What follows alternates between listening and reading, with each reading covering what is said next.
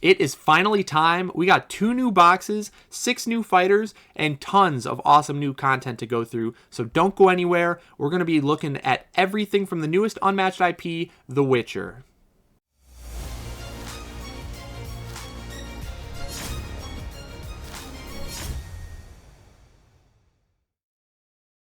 If you're a fan of the channel, consider supporting me on Patreon. For as little as $1 per month, you can help me continue to bring you premier Unmatched content. Unlock exclusive rewards by becoming a patron today.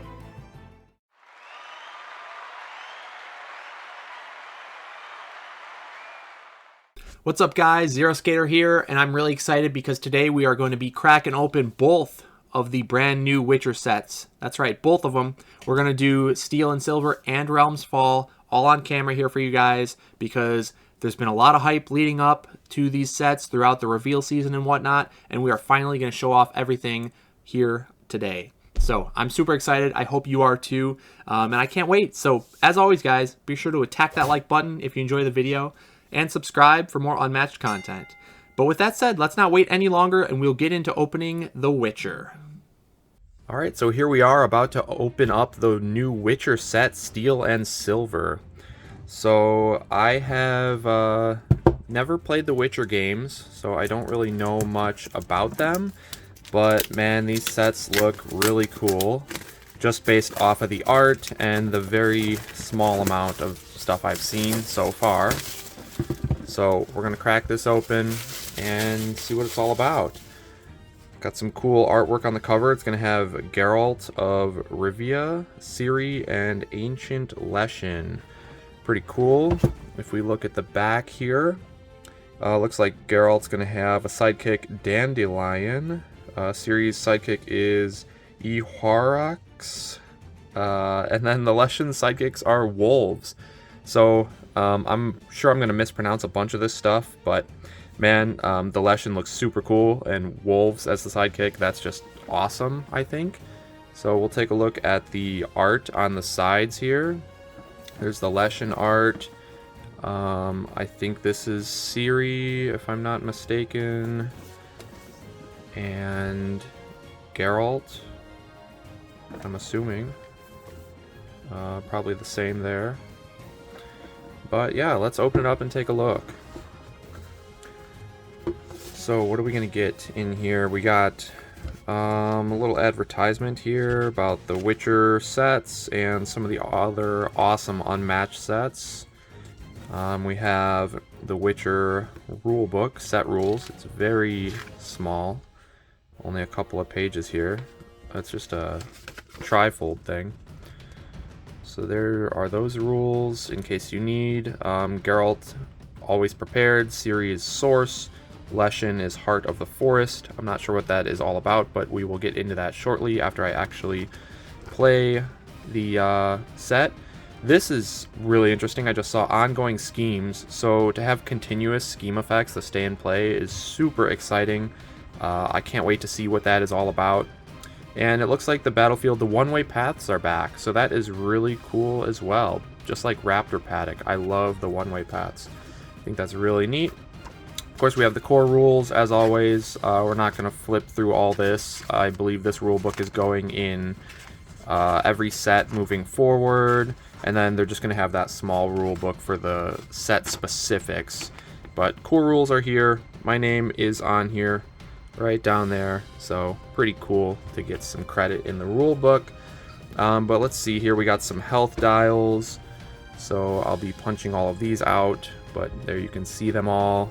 Front, back, doesn't look like anything too crazy.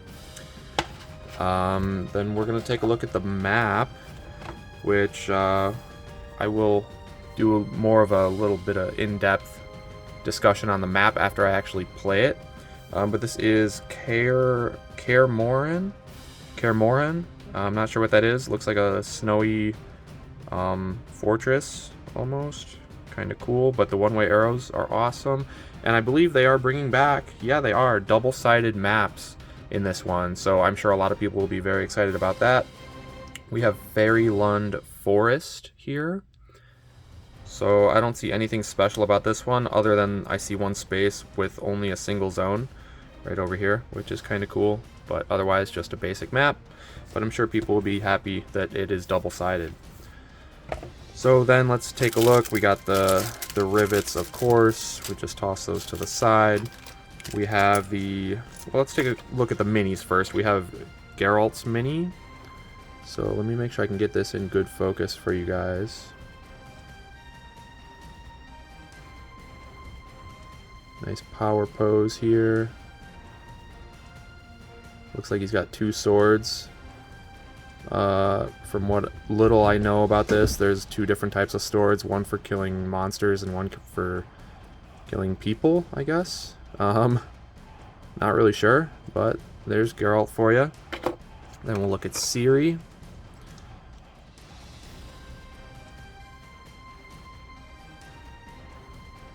Ciri's got a sword as well. I like the teal color of the base.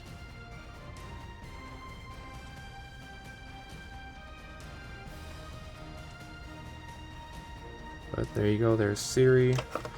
And then, wow, this is huge. I didn't even notice how big this was. This is towering over even Bigfoot, which is super cool. Very menacing figure here. Bigfoot's one of my favorites, if not my #1 favorite mini.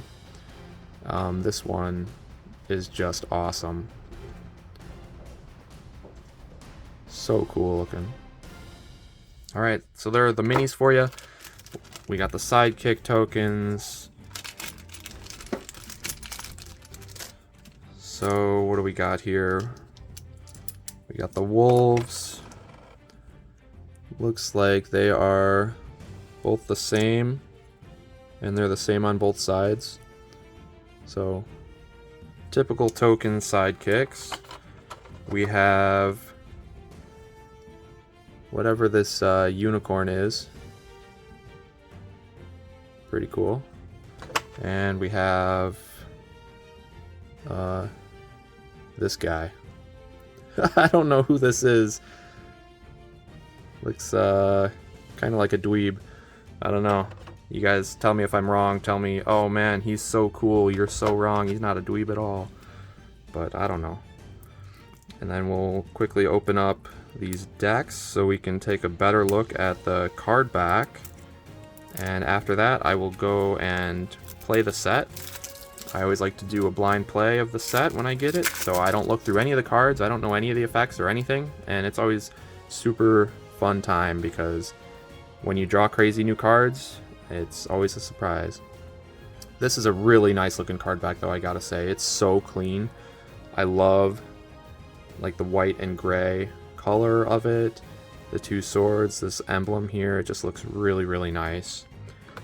So that's for Geralt, and then we'll take a look at Ciri as well.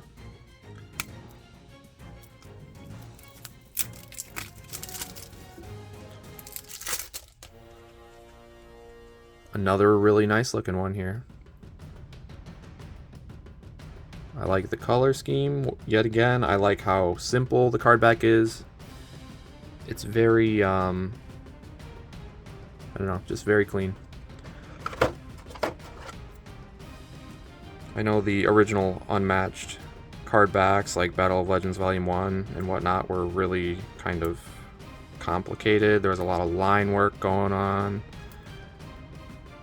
So that kind of set the tone for the style for an Unmatched card back, but it's always cool to see different styles done from different artists, and I just really like how clean all these look.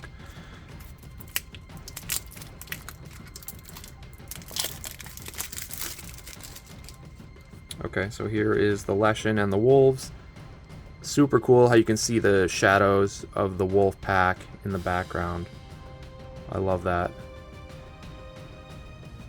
So this guy looks awesome. He's definitely the one I am most excited to play here. But let's take a look also at the inner art panels. I guess I should take this stuff out first so it doesn't dump out everywhere. I always forget to look at the inner art panels for you guys. So, get all that out of the way, and let's take a look. That's very cool art there. There's Ciri. Another cool one for Geralt. And the Leshen. Okay, cool. So that's the box opening. Let me go play the decks, and I will be back to give my thoughts on all the new characters. Alright, here we are with the second of the new Witcher sets, this one being Realm's Fall. So once again, I don't know anything about The Witcher, so forgive me, all you Witcher super fans out there, for my ignorance, and I'm sure I'm going to pronounce everything incorrectly, but that's okay. Let's take a look at what we got here. So this set has Yennefer and Triss, Eredin, and Philippa. So if we take a look at the back, we can see Philippa with the sidekick Dijkstra, Eredin with the sidekick Red Riders. Looks like that's a multi-token sidekick. Yennefer and Triss. Looks like they both have different sidekicks. I'm pretty sure they are like a dual hero of some sorts. Or something like that. We'll see. But let's take a look at the art on the sides. So that must be Philippa. I'm assuming that's Philippa there with the owl. Yennefer and Triss, kind of opposites of each other. And Eredin. Super cool Eredin art here. Gotta love the skeleton dude. Okay. So Yennefer and Triss on the top and bottom there. Let's take a look what's inside the box. So we got a little advertisement with the other Witcher sets, all the other Unmatched sets. All great stuff, of course. And then Realm's Fall rulebook. So the set rules are very small now because they have the core rules in its own book here that comes with every set. So this is just the stuff specific to this set. Ongoing schemes is a new mechanic I'm really excited for. I assume it's just schemes that stay in play and have a continuous effect until they leave play, which is awesome. Here are the set rules. Yennefer and Triss are rival heroes. Looks like you get to choose one or the other. That's really awesome. Not exactly sure what that's all about, but I can't wait to find out. Eredin, King of the Wild Hunt. Philippa, 2 steps ahead. And then Nalfar, Battlefield. Above and below deck. I'm not sure exactly what that means, but probably similar to Secret Passages, it looks like, but we'll see. There you go. Specific set rules, and then the core rules. I'm not gonna spend the time to look all the way through this, but it's always the same in every set moving forwards. My name is down there. Always got to point that out. Super cool. Here are the health dials. A lot of bright orange and reds here, other than, of course, Eredin. But there's the back of that. Nothing too crazy. Let's see what this battlefield is all about. So, Naglfar. Let me get it all in camera for you. So, there's the map. Yeah, they have these different symbols. I see, like, there's a green swirly looking one, there's a blue cross one, blue X, and then there's a kind of a scope looking one and a purple star. So maybe it's kind of like Secret Passages, except you can only move to those specific ones that match. But interested to find out. And of course they are bringing back the double-sided maps, so I'm sure people will be very happy to see that. At least some people will. Streets of Novigrad is this one here. It doesn't look like there's anything special with this one, just a standard map, but that's cool. So let's take a look at what else is in here. We got the rivets, we have sidekick tokens. Let's look at the minis first. So we'll take a look at Yennefer and Triss. Now again, I don't know anything, so if I'm not sure if this is Yennefer or Triss, but I'm sure all you Witcher fans could tell me. I'm sure I'll be able to tell after I actually play the decks and see the cards, I would assume. But there's one, looks like she's holding fire. And then we have this other one. Looks like more lightning focused, if I had to guess. Looks like there's maybe electricity in the hands there. I assume they're both witches of some sort, something like that. It's kind of cool. Or magic users, whatever you want to call it. Philippa. I'm assuming she's blind because she has this bandana over her eyes. Looks pretty cool. I got to assume this is also some sort of witch or magic user. So there's that. And then we have Eredin, which is the one I'm most excited for. Obviously not knowing anything about The Witcher, seeing a cool looking skeleton dude, skeleton warrior, is obviously going to be appealing. But I really like his mini here. It's very imposing. So that's cool. And then let's open up these decks and take a look at the card backs. And then after we do that, I'm going to go play the set. And I always do a blind play, so I don't know any of the cards or effects or character abilities or anything going into it. I just pick a character, shuffle up the deck, and play, and that's super fun because it's full of surprises. And every time you draw a crazy card, it's just awesome. So this is a very plain card back.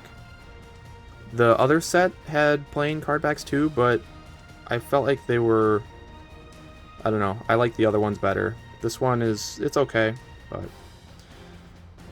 that's Yennefer and Triss. I'm assuming one symbol is for Yennefer, one symbol is for Triss. Then we'll look at Philippa.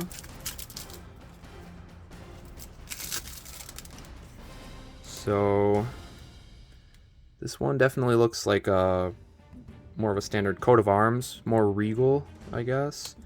The owl must play some sort of significant role, but that's really cool if Philippa is blind and sends the owl out to do like scouting and whatnot. That's a cool idea. And then Eredin.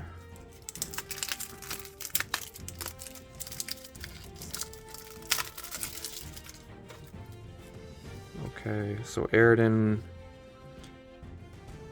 Honestly, I'm not a big fan of this card back. It just kind of feels out of place. It's a little too plain for Unmatched standards, I would say. It's not bad. Like the skull image is cool, somewhat fitting. I like the texture in the background. But yeah, I don't know. Something about it just seems a little off, but that's okay.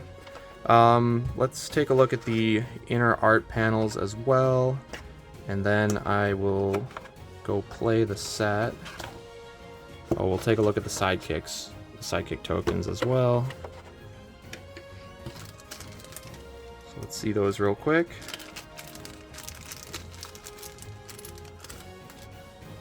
So what do we got here? This is I think his name was Dijkstra. Okay, don't know what he's all about. Here are the... I'm assuming one of these is Yennefer and one of these is Triss, and that whichever hero you pick, then your sidekick is the other one. But we'll see. Oh boy, 4 sidekick tokens. So, like Robin Hood. These are cool because they're all different. Are they the same on each side? Yeah, it looks like they are the same on each side, but each token does have a different art.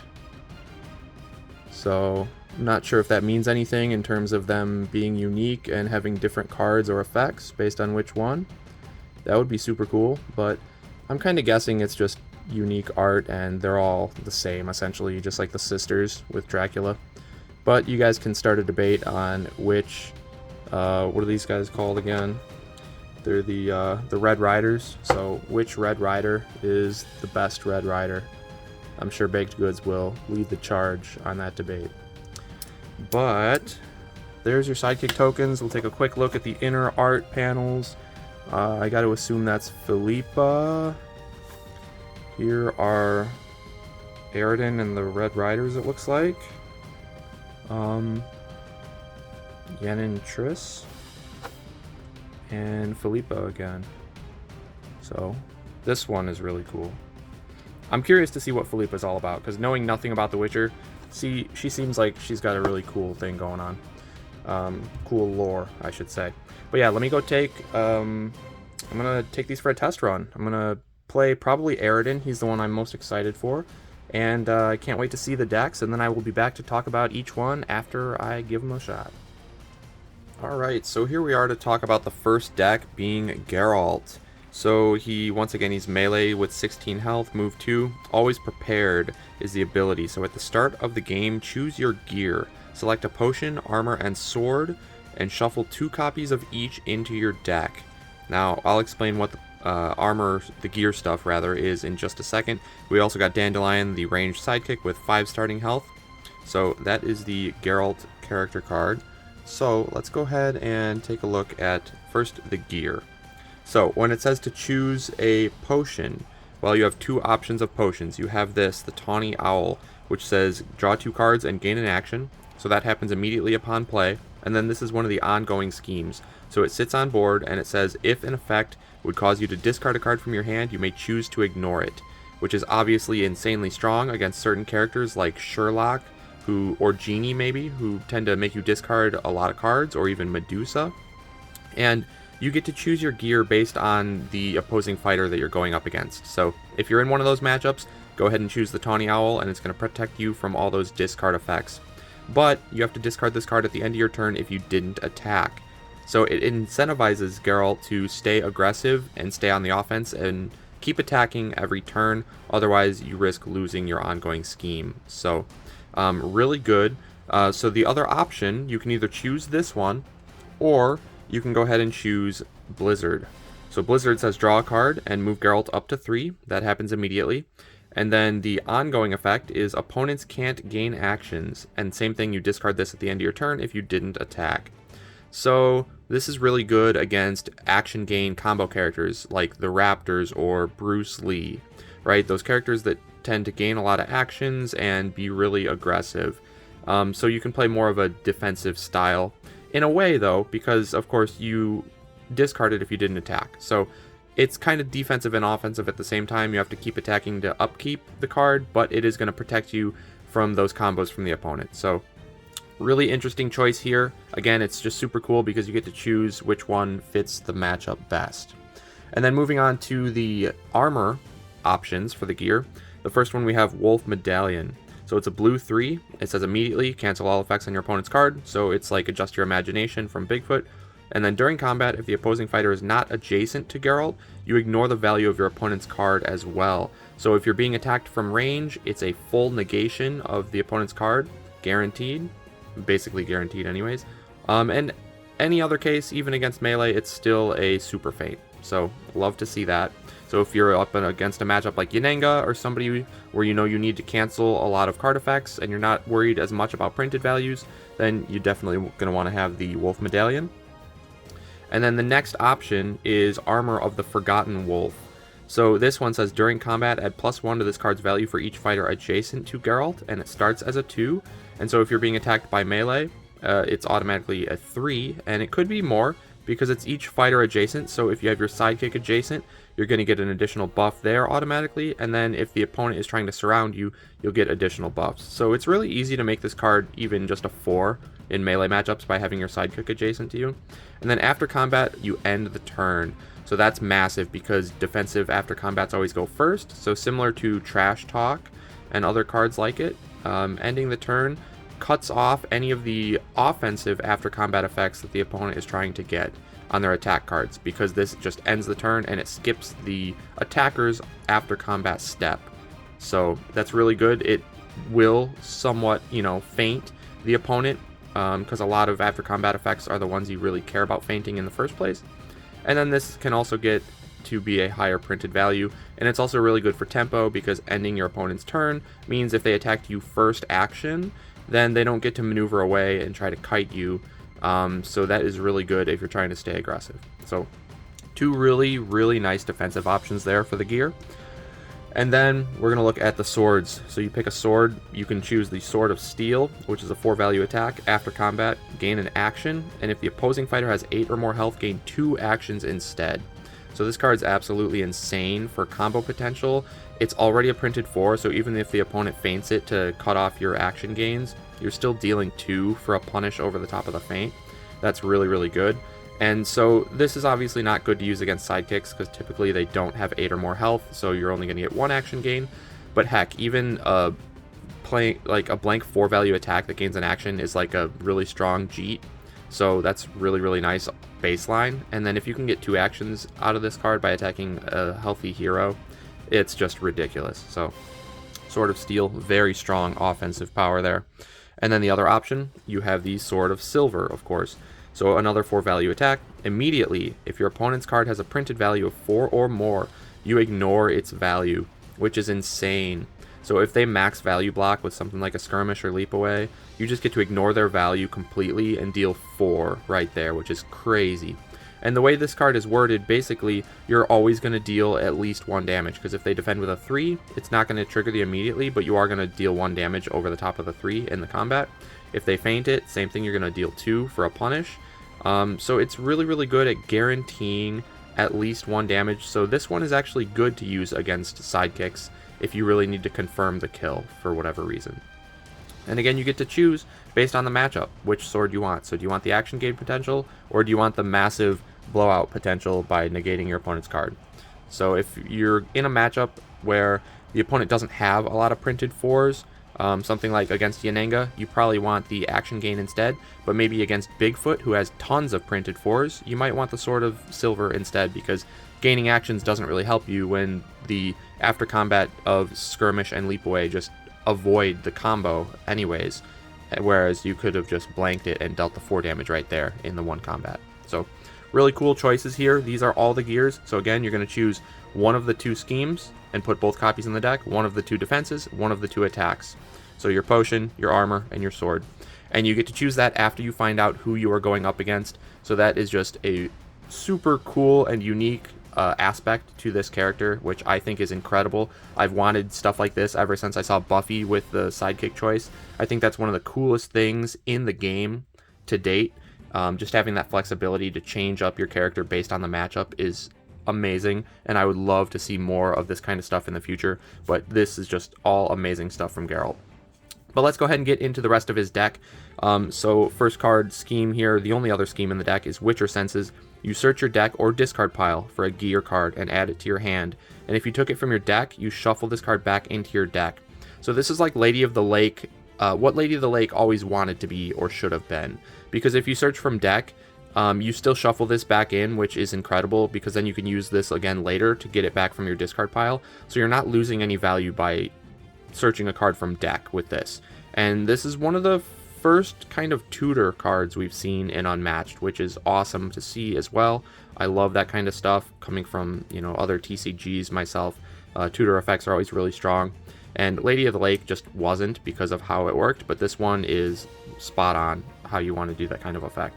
So super cool, lets you reuse all your gears and just gives you even more versatility into the character. So this card is incredible. You get 2 copies. That's awesome.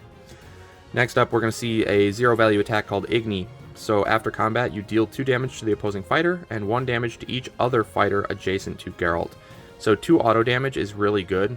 It doesn't matter what they block with as long as they don't cancel this. You don't care about the printed value they're using, you just care whether or not your effect goes off. And the 2 damage is to the opposing fighter no matter what. Even if they move away on defense, it doesn't matter. The 1 additional damage is each other fighter adjacent to Geralt. So just be careful, because this can damage your own sidekick. If you're trying to put the sidekick adjacent to buff up, say, Armor of the Forgotten Wolf to a higher printed value, then you want to probably move the sidekick away before you attack with Igni, unless you're okay damaging Dandelion, which maybe you are. But yeah, this is just a nice source of auto damage, and a 3 boost value is pretty good. It's also good for crowd control, you know, AoE against maybe somebody like Wukong or Medusa with annoying 1 health sidekicks. That could come in handy. Then we're going to see Disciplined Duelist, which I got the privilege of revealing before. If you missed my other video, it's a cool little coding thing I did. You can check out my ASCII version of the Disciplined Duelist art. But this is a great card. 4 value versatile is always amazing. It's a max value block. You get 3 of these, so that's really good. And after combat, if the printed value of your opponent's card is a 2, you get to draw. 3, you deal a damage, and 4, your opponent discards. And the draw is optional, so this card effect is always going to be either nothing, right? It's just a blank 4, which is good enough, or it's going to be beneficial. It's never going to do something bad to you when you don't want it to by forcing draw, because it's optional. So really good card. Disciplined Duelist is amazing. Both offense and defense is very strong. And you get 3 copies, so that's great. And this one, wow, You Are Ugly. Look at that ugly monster in the sword reflection. Super cool art. Just a printed 5 value versatile is absolutely incredible. And 3 copies in the deck and 4 boost value. This is just everything you ever want in a card. I mean, it's nothing flashy, it's just dang good. So there are tons of uses for this. If you use it as a feint punish, you're dealing 3 over the top of a feint. You can use this as like an ultimate value block, canceling out all damage almost from anything other than like logs or Excalibur or Ox Form or something, but you can be pretty sure that you're not taking any combat damage when you defend with this. And the 4 boost value means you can move up to 6 to reach anywhere on the map pretty much at any time if you need to boost with this. This card is just insane. I can't believe they made a printed versatile 5 with a 4 boost value with 3 copies in the deck. That's just crazy. And speaking of, we're going to follow it up with Rend, which is a 3 value versatile that says during combat you may boost this card. So we just talked about the 4 boost value from this other one. Wow, you can boost this up to a 7, which is like Medusa's second shot. If you use this on offense, you can also use it on defense, of course. So that is just ridiculous to have a second shot that is versatile in Rend here. So incredible card. And we've seen a lot of high boost values too to make use of this. Not just the 4 that we just saw, but all the gears boost values are 3s. Igni is a 3 as well, and so is Witcher Senses. Not that you probably want to boost with Witcher Senses, but maybe some of the gears you're okay with boosting with at certain times, and Igni you're probably okay with boosting with because this card itself, attacking with it, is just converting to damage, whereas you could just instantly convert to damage with the Rend by boosting and skip the extra action needed to attack with the Igni. So there might be scenarios where you just boost with the Igni and you're cool with that, but Rend is incredibly strong. And then we're going to see the next one, Eredin. This one is definitely much less impressive, but 2 value versatile. Immediately, the opposing fighter cannot leave their space this turn, so you lock them in place. And after combat, you move Geralt up to 2 spaces. So this is okay for kiting people. You know, you go up, you make an attack, they're stuck in place, you move away. Cool. You probably didn't deal any damage, but you're not going to get counterattacked immediately. And if you use this on defense against a ranged fighter, you can lock them in place, and then you get to move so that you're not able to, you are able to make a counterattack first action on your next turn if you can get adjacent to them. And this is also a great combo breaker because they can't follow you with something like let's say a disengage or something where you attack with that and then you're able to follow any defensive movement. You can't follow this card on defense because their opponent's locked in place and then Geralt gets to move away and be safe. But it is a printed 2, so if you're defending with this, you're probably taking damage anyways, and so the action gain, the combo breaker, doesn't really matter as much because you already took the damage. So it's an okay card. It's kind of the regroup of the deck. It's fine. Next card being Riposte. This one also is kind of a filler. After combat, you choose one. You either deal a damage to an adjacent fighter. It doesn't have to be the fighter in the combat. That's interesting to note. So you could deal it, like you could attack one clone from Wukong and then deal damage to a different adjacent clone and kill 2 for 1 if they go undefended. That's pretty nice. But the other option is to just have Geralt swap spaces with an adjacent fighter. It could be the opposing fighter in the combat. It could be your sidekick. It could be a different enemy that's adjacent. So a neat little swap effect or a little ping damage. So nothing crazy, but it's an okay card. And then we're going to see last 2 cards are the sidekick cards for Dandelion and Annoying Tune. After combat, move the opposing fighter up to 4 spaces. 3 boost value is great for boosting Rend, but it's a 3 value versatile, which is okay. it's a combo breaker if you need to, because it pushes the opposing fighter away. You could also, if they're aggressing Dandelion, defend with this. You're probably going to take some damage, but you're also going to push the opponent up adjacent to Geralt, so that when it comes to your turn, Geralt's ready to make multiple counterattacks and kind of punish the opponent for going after Dandelion. So it's a neat little card, nothing crazy, but its 3 boost value is definitely worth noting. And the last card, last but certainly not least, is Plot Twist. This is the reason to keep Dandelion alive. It says, after combat, look at your opponent's hand and choose 1 card for them to discard, and then you draw a card. It's a 2 value versatile, so this is basically Sultan's from Genie's deck, but you have 3 copies in the deck instead of 2, which is insane. And now you do draw a card, so like it's worse than Sultan's in terms of fatigue, but honestly, Genie would love this effect because he's not really about fatigue to begin with for the most part. And Geralt doesn't seem to be either necessarily. He is very versatile, but with his ongoing schemes, you want to be making attacks to keep them on board. And he's got plenty of offensive pressure to damage the opponent, so I think drawing the card is not really a bad thing. And just looking at the opponent's hand and choosing the best card in their hand to discard is absolutely ridiculous. So if they go after Dandelion, and you defend with this, you look at their hand, you rip out their best defense, and you come in with Geralt to make a massive attack and punish them hard for going after Dandelion. But again, being only a printed 2 means he's going to take some damage over the top if you're defending with this, and he only has the 5 starting HP to begin with, so you're going to probably have to attack with some of these if you want to get the most value out of them before Dandelion goes down. So that's going to be the name of the game, is protect Dandelion, get as many of these off as you can, and then have Geralt just clean up the rest, because he's definitely capable of doing so. He's got plenty of really powerful cards.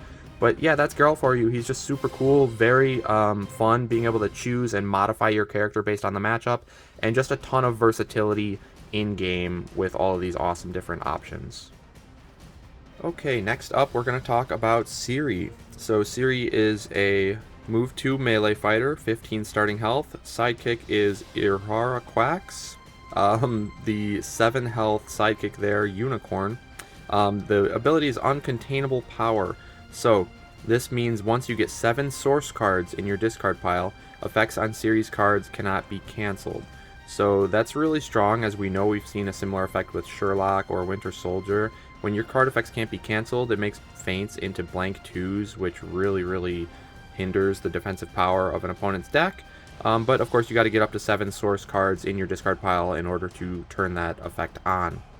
So what are the source cards, you may ask? Well, let's take a look at her deck. So the first card being Channel the Source, which has already been revealed, I believe, by Darkblade. But a 2 value attack says during combat you may discard any number of source cards from your hand, add +2 to this card's value for each source card you discarded. 3 copies of this in the deck with 3 boost value. It's quite a strong card. It's got the scaling capability of a Forever Hide, but of course it starts at a lower printed value. And still, we need to go over what source cards are. So the source cards are any card like this one, Lion Cub of Sintra, with this source bubble kind of on the banner there. So this is a source card. So when this is in your discard pile, it's going to count towards your other source effects. You can also discard it from your hand with Channel the Source to get a +2. And many of the cards in the deck are source cards, but not all of them. But this card, 2 value attack, 3 copies. During combat, if you have 1 source in your discard pile, this card's value is 4 instead. And if you have 5 source in your discard pile, this card's value is 7 instead. So we all know how good attacking with 7s can be. This, if it's fainted though, it won't get these effects because it's a during combat effect. And so even if you have the source, if this does get cancelled, it won't deal any damage. But if it's left uncancelled, it's a really strong attack. And it's also good against things like Deduce Strategy from Sherlock, which sets your value on defense to like the printed value or the boost value, whatever, because then the attacker's effect goes after the defenders and then bumps up to these 4 or 7 respectively based on the source. And so it is a really strong attack. And then the next card up we're going to see is Parry. So this is the only blank, not blank, but I should say blue defense card in the deck. And it's just immediately cancel all effects on your opponent's card. So once again, it's an Imagination from Bigfoot's deck. That is a really strong card, and you get 3 copies in the deck. And it's an any, so this is great to see. And then The next card is another source card called Pushed to the Brink.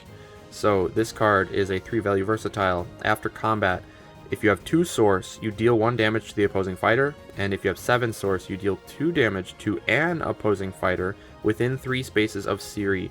So if you have this full 7, this can't be cancelled, first of all, which is awesome.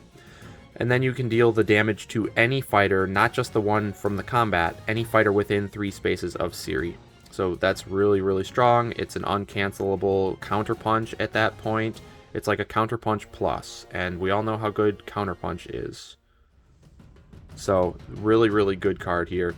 And I should have mentioned as well the effect, if you have the 7 source for Ciri, this Lion Cub cannot be cancelled, so you'd be hitting for 5 value damage over the feint if you have the 7 source and you attack with this. So really, really strong there.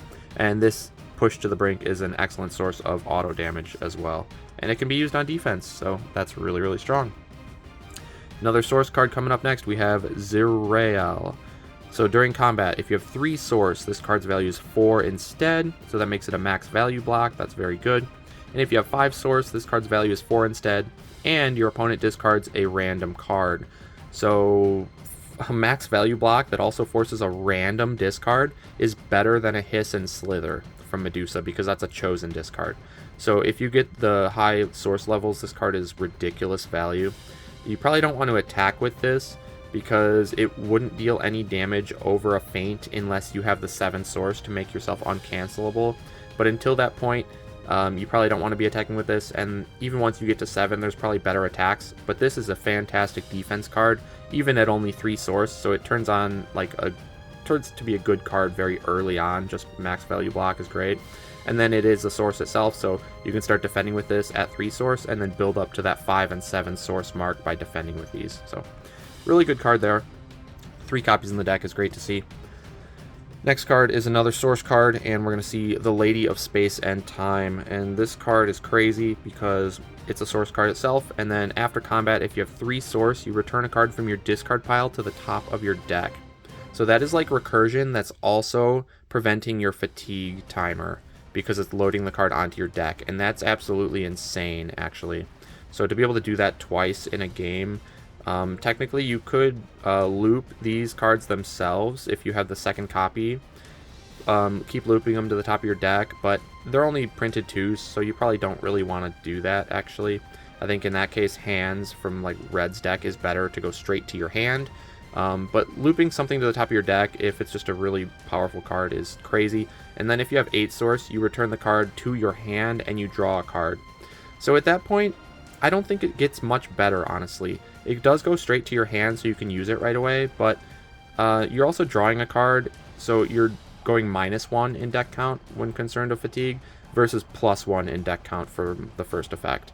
And again, I don't think going straight to hand versus to the top of your deck, it makes too much of a difference unless you want to like make a double attack turn or something and like use that card immediately. But I don't know. I don't feel like that is needed. And the difference of 5 source means you probably just want to play this one earlier at the 3 source mark, and it's perfectly fine. The only thing is at the 8 source mark, of course, it can't be canceled, so uncancelable recursion is very strong, as we all know. But that's a crazy card. Lots of potential with that one.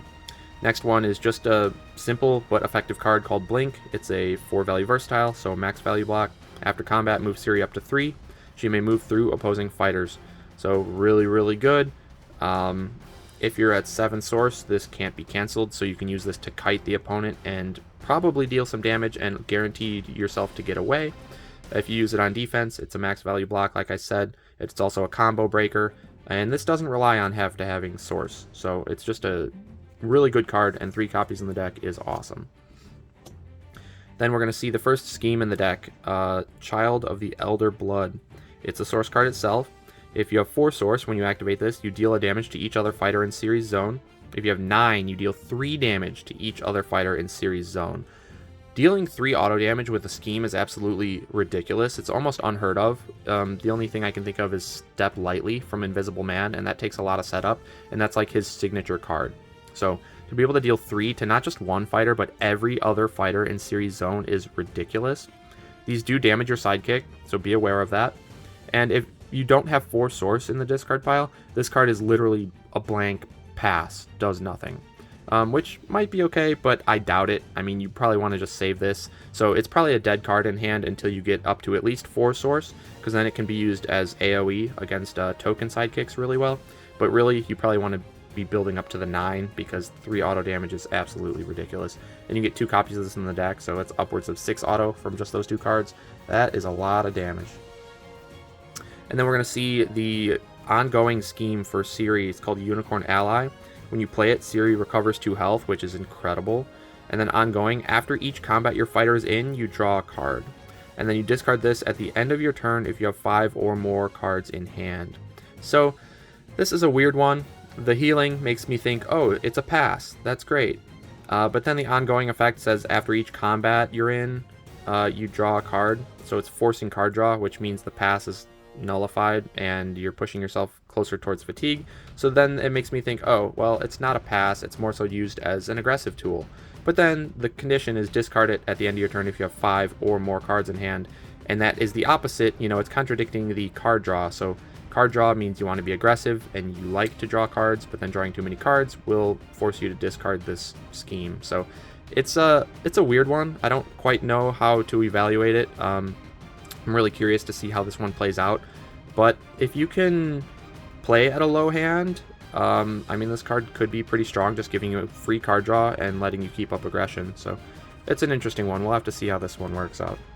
And then we got a couple cards left, which are the sidekick cards for the Unicorn. We have a 4 value attack with a 4 boost value, which is really crazy. We keep seeing these really high boost values in these decks.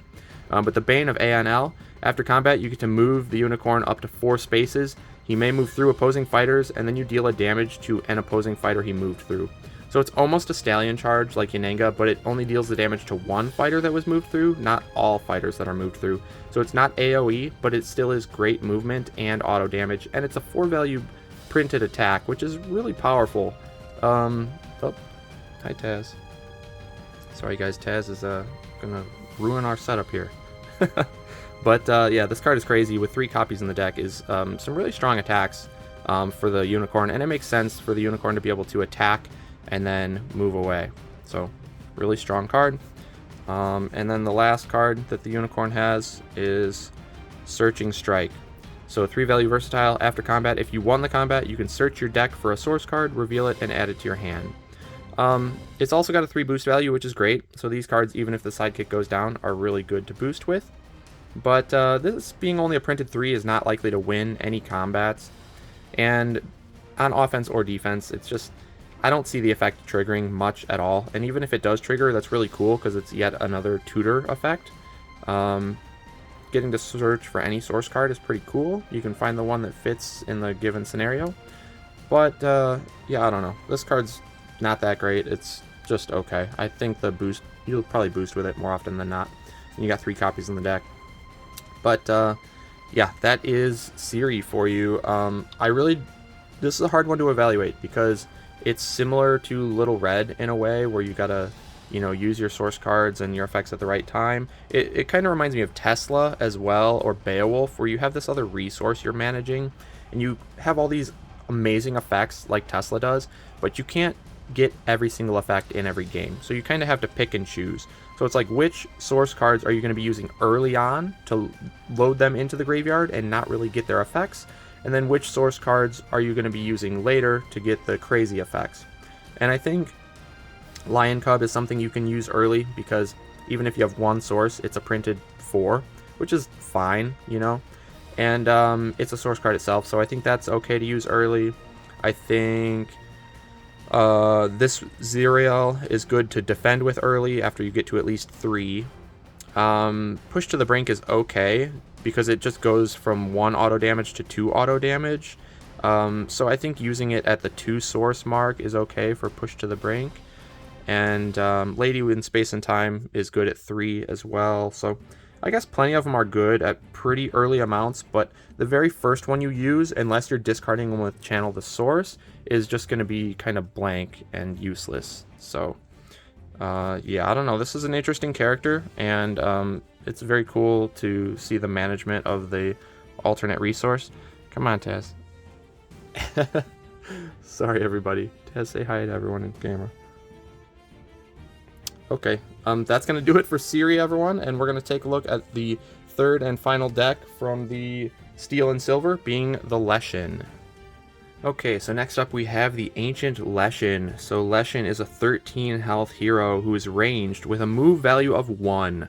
So this is only the second time we've ever seen that after the T-Rex. That's pretty crazy.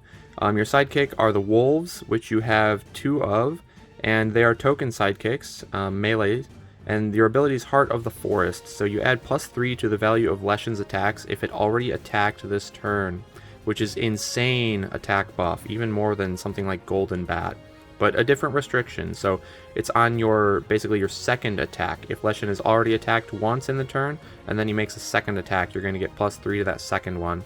And then the Wolves have a move value of 3. So while Leshen cannot really move much with only a move value of 1, the Wolves can move really well with their move of 3. But they are token sidekicks, so they can get killed off pretty easily. But as we'll see, there are plenty of ways to bring them back. So this is a really cool and unique hero that we're about to take a look at. So, what's the first card in the deck? Well, we have Flock of Birds. And this one was revealed, I believe, by Historically Unmatched in an incredible reveal video. If you guys haven't seen it, go check it out. But 5 value attack for Leshen. After combat, you may place Leshen in any space. There's 2 copies of this in the deck. So this is a fantastic first action attack because it's a 5, which is really strong already. And if the opponent uses any defensive movement effects, well, they're going to move first, and then the attacker will go after, and then you'll get to place Leshen in any space, so you're ready to make your second follow-up attack, now with your ability of +3 damage online. So Flock of Birds is incredible in that regard. If they faint it, it's 3 damage. It's just such a good card and just leads perfectly into your ability to do a double attack turn for absolutely massive damage. So that card is incredible. Next up, we're going to see Command the Forest, which is probably the perfect follow-up to the Flock of Birds. So 4 value attack. After combat, if you won the combat, your opponent discards a card. So first action, you attack with Flock of Birds. You get to follow them basically no matter what. And you make your second attack with Command the Forest, which is now a 7. Even if fainted, that's 5 damage over the top. And if not fainted, still a 7 is going to win combat over like anything, basically, other than a Bewilderment or some kind of ultimate defense. But then your opponent is going to have to discard a card. So they have to use 2 cards defending those 2 attacks. They're also going to discard 1, so that's great hand advantage for you. It's great damage. It's just the ultimate 1-2 punch of the mighty Leshen. So great cards there to start. Next one up is also great, Primeval Slam. 4 value attack. After combat, you summon a wolf in Leshen's zone, then move each wolf up to 3 spaces, and there's 3 copies of this. It's also a 3 boost value, which is really good. But yeah, just a 4 value attack, and remember Leshen is ranged, so you can attack with this from range, and then you get to summon a wolf, so that's getting the sidekicks back up to 3 times from each of the copies of this, and then you get to also move each wolf up to 3 spaces, so if you want to go for a pin with the wolves, or if you want to body block with the wolves so that they can guard Leshen, or whatever you want to do with the wolves, you can. This is just a really, really good way of bringing them back and changing up their positioning. And then we're going to see a red 2. This one's an any, so the wolves can use this. They can also use Command the Forest, but they're not as likely to win, because there are max value blocks to prevent that. But when you use this, like I said, the second attack from Leshen, that's primo. But Nature Abounds is interesting. After combat, you draw a card for each of your fighters adjacent to the opposing fighter. So Leshen can poke with this from ranged as just to bait out a defense, and you will not draw because you're ranged, unless they move up to you adjacent with their after combat defense effect. But this could get you a lot of card draw if you want it, because you can surround them with the wolves and then attack with this and draw extra cards. And with 3 copies in the deck, that's plenty of card draw if you want, though I feel like this is kind of detrimental to this style of deck, because similar to fighters like Spike or Golden Bat, the opponent wants to avoid you because you're so incredibly deadly. They don't want to approach and give you that free extra damage from your ability. So because you are likely to have the initiative and you're going to have to be approaching more often than not, drawing cards puts you at risk to fatigue. So I don't know if this card is any good, because I don't know that Leshen wants the card draw so much. But I don't know. We'll have to see how he actually plays out. I've never played him in a 1v1 or seen him played, so it'll be really cool. But this card is incredible in any terms of free-for-all or 2v2, because in those formats, card draw is premium. So that's awesome. That's what I did when I played this. I played a three-way free-for-all, and so the card draw was very welcome. So that was cool. Next card up, the only blue card in the deck. It's a printed 5, which is absolutely insane, as we know. It's Primeval Guardian. During combat, though, your opponent discards the top card of their deck and adds its boost value to their card's value. So it forces your opponent's attack to blind boost itself, which can be insanely good because this is already a printed 5. So as long as you're not giving them a really high boost value, then this just becomes a printed 5 that mills a card off your opponent's deck, which is incredibly good. If you hit something, some important key card, you can absolutely cripple their strategy, and that's awesome. And then also after combat, you get to move each of your wolves up to 3 spaces. So if they attack Leshen, you can surround them with the wolves and rip one of the cards off the top of their deck, and you have 3 copies of this in the deck. And printed 5, you're not likely to take much damage, even if you do hit a high boost value, so that's just a premium defense, and probably the best defense in this deck for sure. Next card, Planted Feet, is also quite a good defense. It's printed 4, versatile. And after combat, if the fighter hasn't left their space this turn, you draw a card. So almost always, if you use this on defense, it's like an exploit, which is a really good defense, because you get to defend for max value 4, and you get to draw a card. It's also a 3 boost value, which is nice. 3 copies in the deck is awesome, and it's an any. So even the wolves can defend with max value blocks, so that can make them definitely much more difficult to kill, since the opponent will have to throw a really big attack into them in order to confirm a kill. Otherwise, they risk them staying alive with this card. So that card is incredible, one of the best in the deck as well. And then we have Wily Fighting, which is amazing art here. I mean, we've seen Wily before in other decks like Robin Hood and whatnot, but this one is really cool looking. And same effect, after combat, deal a damage to each opposing fighter adjacent to your fighter. 3 copies in the deck, so that is also great to see. And next up, we're going to get into a couple of the schemes. So the ongoing scheme for Leshen is called Strength of the Pack. When you play it, you summon a wolf in Leshen's zone. There's 3 copies of this, so that is 6 ways to recur wolves. And then ongoing, at the start of your turn, Leshen recovers 1 health. That's incredibly strong. If you can keep this going, you just get a free heal every single turn. That's crazy. But you discard this card at the end of your turn if there's no wolves in Leshen's zone. So you got to keep your wolves somewhat close in your zone in order to keep this on board, and that's going to make them have a target on their heads. So the opponent is going to want to clear out the wolves so that they can negate your healing.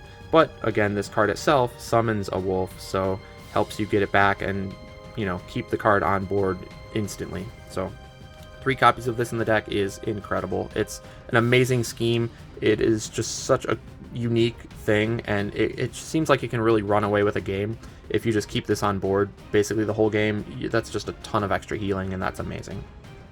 The next scheme is going to be Vanish into Murder. Vanish sounds familiar, huh? Well, look at this card. Deal a damage to each opposing fighter in Leshen's zone, then remove Leshen from the board. At the start of your next turn, you place Leshen in any space and draw a card. So it is Vanish, basically, but it's a Vanish plus.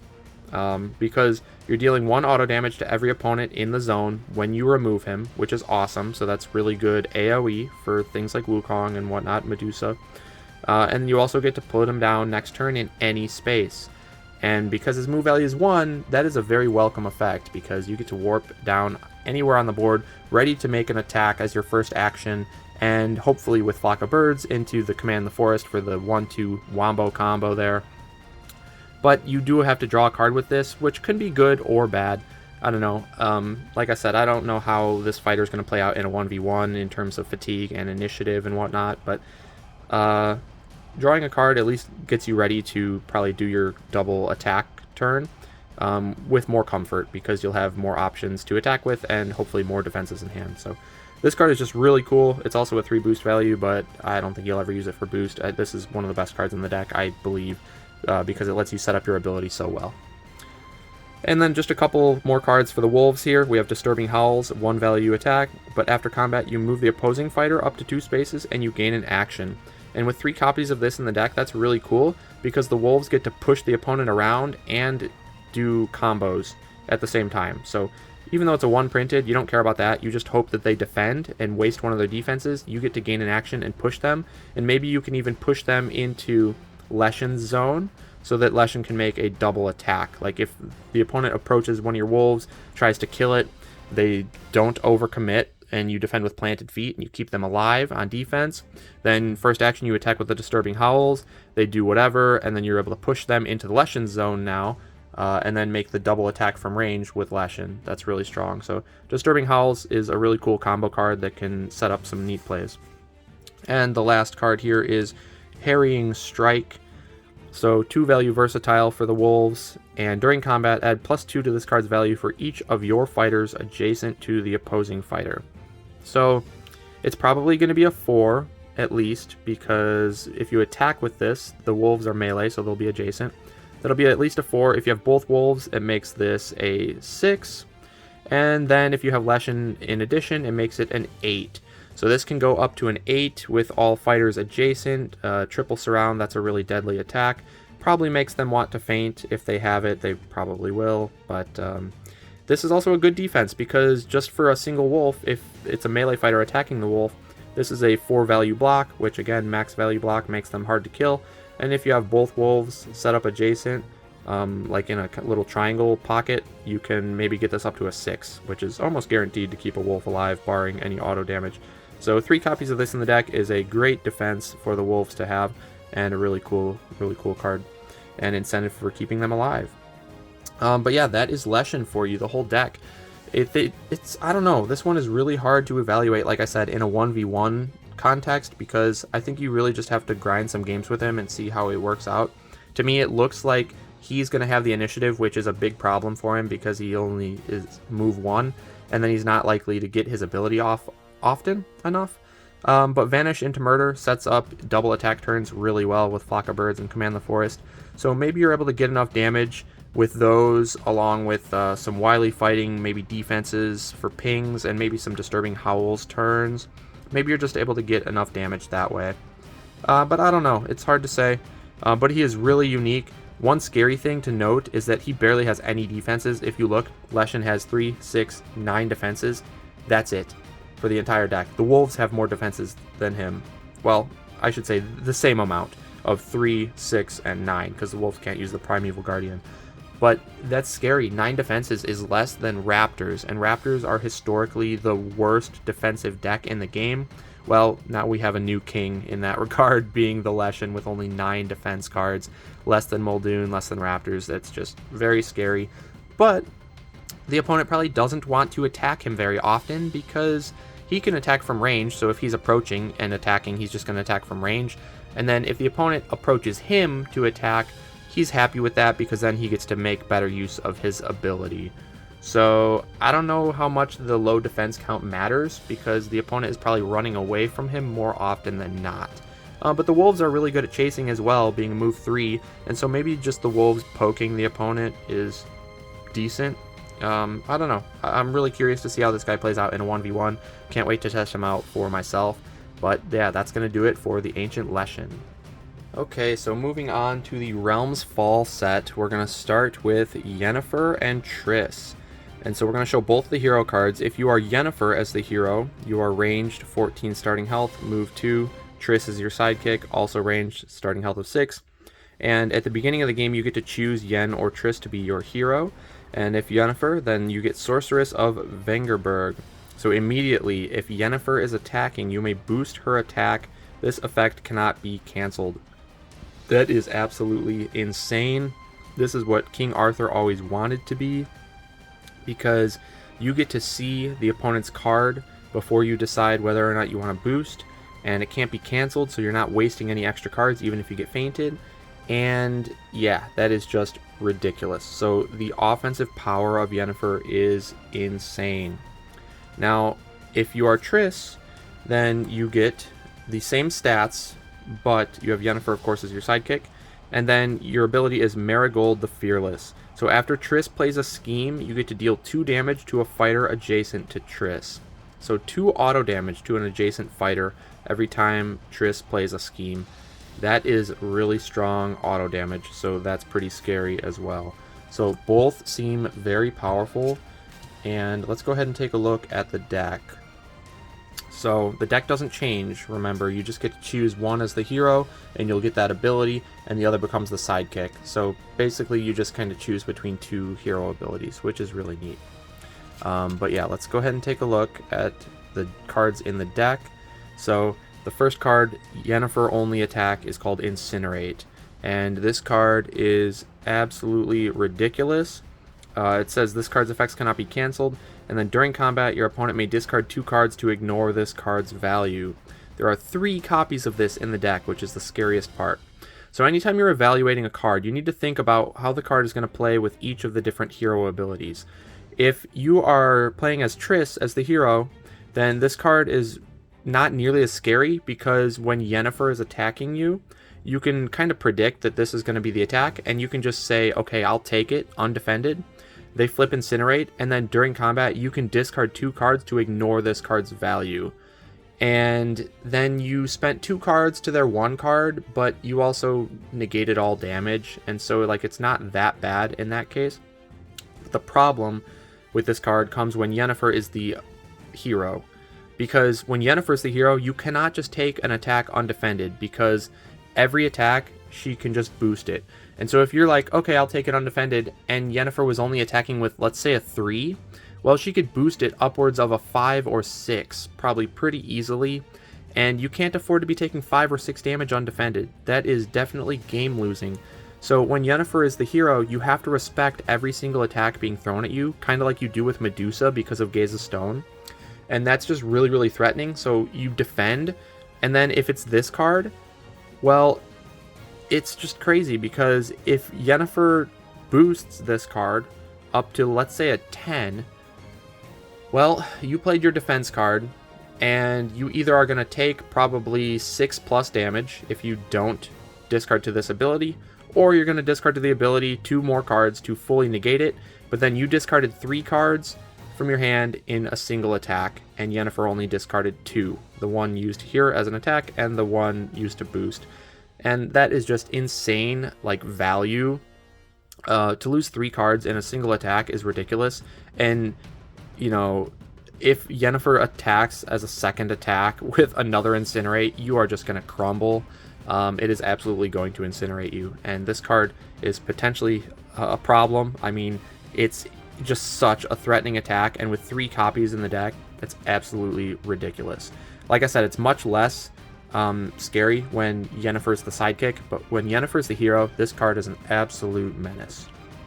Then we're going to see Triss's signature attack, which Triss only gets 2 copies in the deck, which is a little interesting that Yen gets 3 and Triss only gets 2.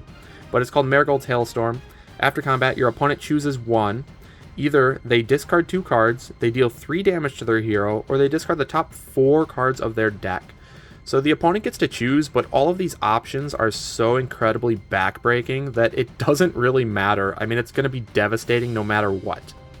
So, yeah, if Triss is the sidekick, well, the opponent probably wants to feint whenever she attacks.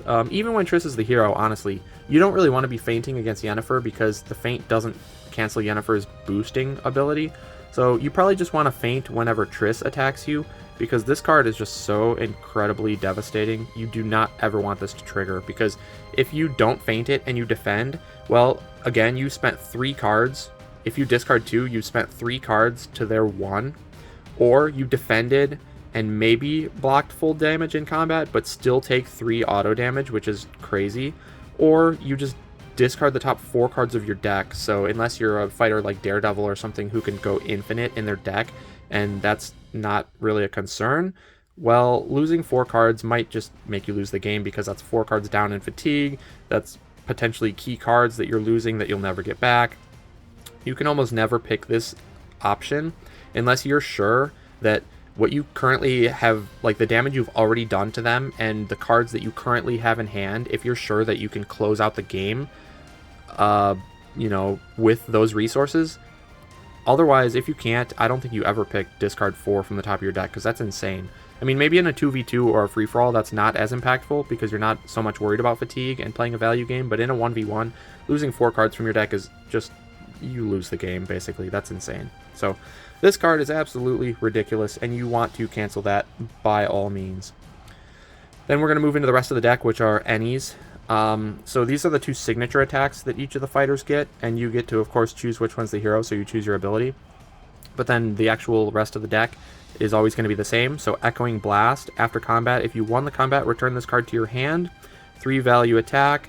You think, well, that's not very good because a 3 is not likely to win, and just getting this back to your hand isn't really a big deal.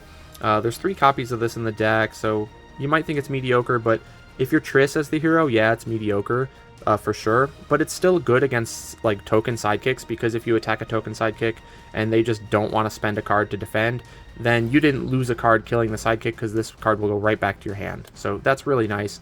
So it's good against tokens, regardless of which hero you choose, but it's especially devastating when you're Yennefer, because you can boost this attack and make it win almost guaranteed in pretty much any combat. So you can have a continuous stream of recurring attacks to throw at the opponent, and just use your other cards to boost the value of this attack, and just keep recurring this attack, and you have just a continuous onslaught of damage pressure from Yennefer. So this card is pretty insane in that regard. The next card is Portal to Anywhere. This card not so crazy compared to the rest that we've seen so far, but after combat, you place a fighter in the combat in any space and you gain an action. Only a 1 value attack, so even if Yennefer boosts this, you're not really concerned about the printed value or damage output of this card. It's more so for the effect of gaining the action, and you get to warp either fighter in the combat to any space. So that's really cool, just getting a warp effect and then action gain. So pretty neat little card. 3 copies in the deck, but definitely nothing as crazy as we've seen yet.